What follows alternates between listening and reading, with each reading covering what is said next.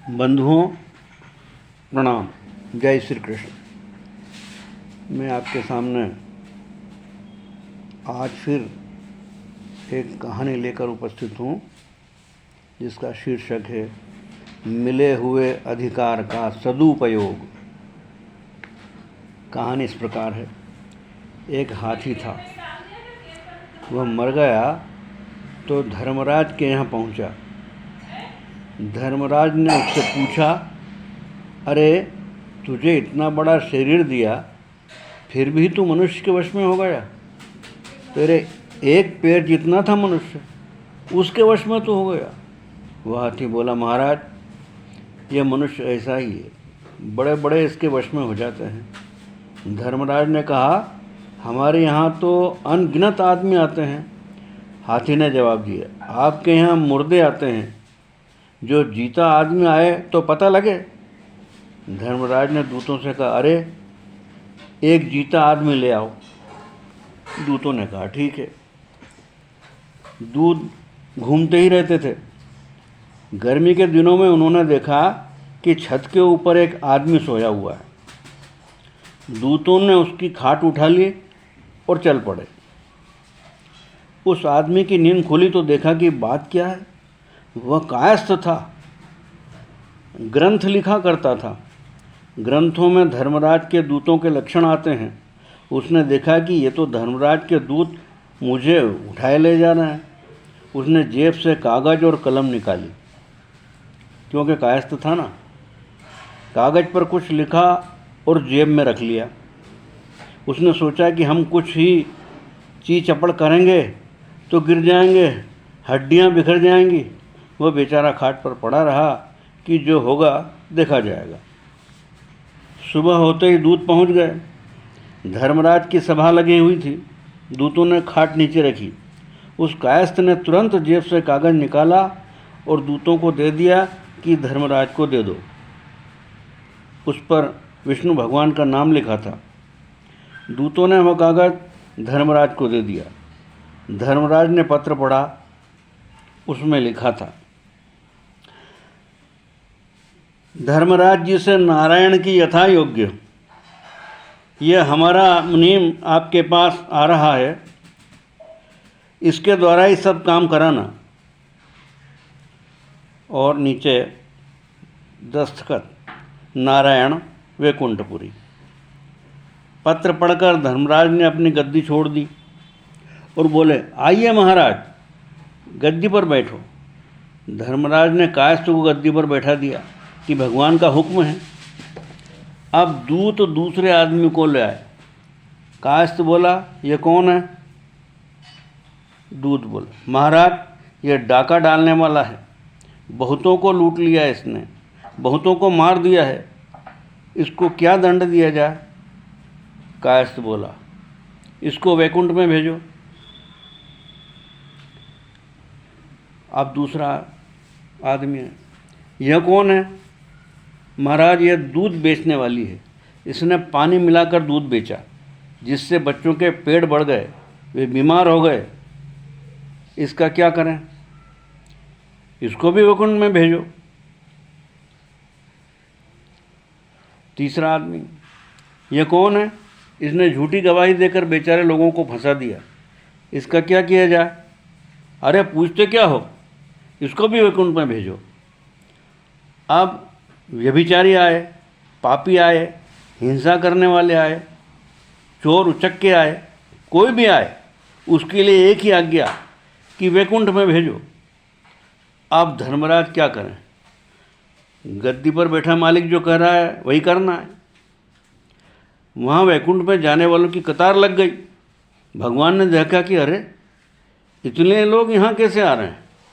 कहीं मृत्युलोक में कोई महात्मा प्रकट हो गए? बात क्या है जो सभी को वैकुंठ में भेज रहे हैं?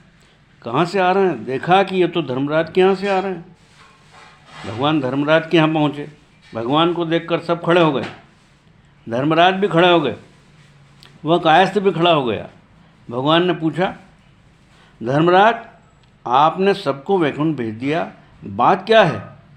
क्या इतने लोग भक्त हो गए?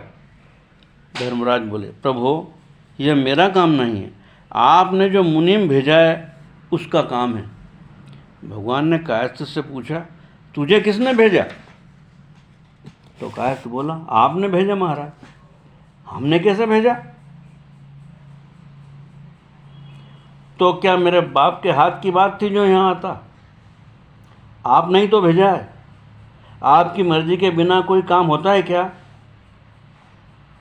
क्या यह मेरे बल से हुआ है?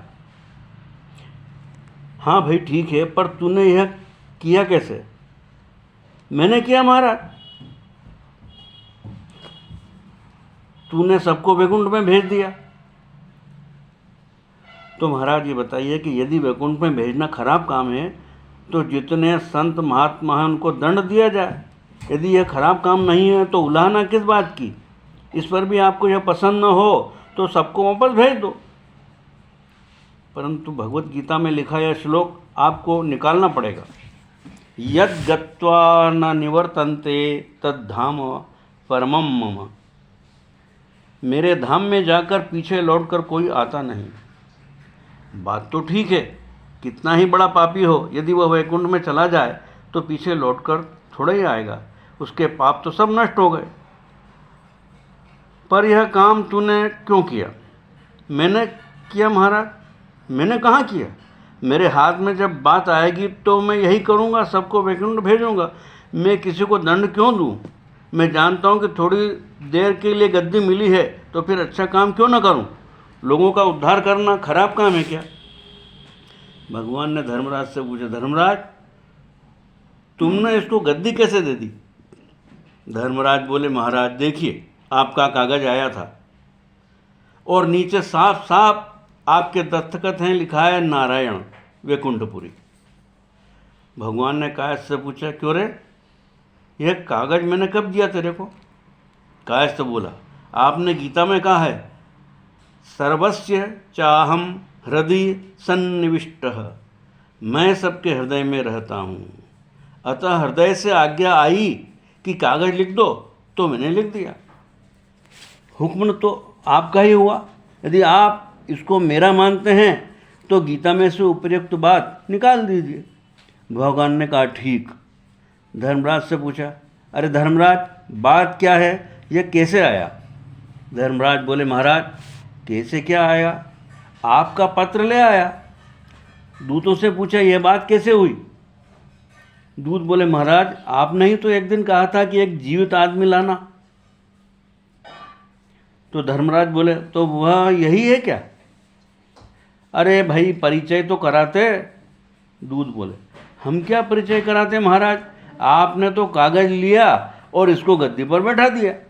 हमने सोचा कि परिचय होगा, फिर हमारी हिम्मत कैसे होती बोलने की। हाथी वहाँ खड़ा सब देख रहा था। बोला, जयराम जी की, आपने कहा था कि तू कैसे आदमी के वश में हो गया? मैं क्या वश में हो गया? वश में तो धर्मराज हो गए, भगवान हो गए। यह काले माथे वाला आदमी बड़ा विचित्र है महाराज। यह चाहे तो बड़ी उथल पुथल कर दे, यह तो खुद ही संसार में फंस गया। भगवान ने कहा, अच्छा जो हुआ सो हुआ, अब तो नीचे चला जा। कायस्थ बोला, गीता में आपने कहा है, माम उपेत्य तु कौन्तेय पुनर्जन्म न विद्यते। मेरे को प्राप्त होकर पुनः जन्म नहीं लेता, तो बताएं मैं आपको प्राप्त हुआ कि नहीं? भगवान, अच्छा भाई तू चल मेरे साथ। कायस्थ बोला, महाराज केवल मैं ही चलूं?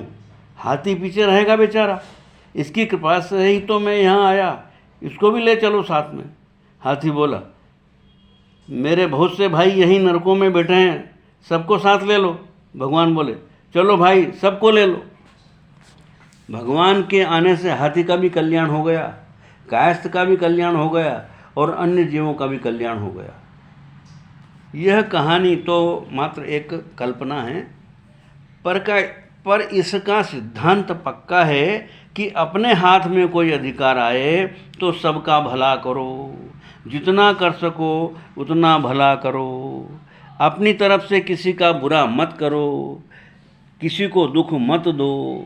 गीता का सिद्धांत है, सर्वभूत हिते रताः, प्राणी मात्र के हित में प्रीति हो, अधिकार हो, पद हो, थोड़े ही दिन रहने वाला है, सदा रहने वाला नहीं है। इसलिए सबके साथ अच्छे से अच्छा बर्ताव करो।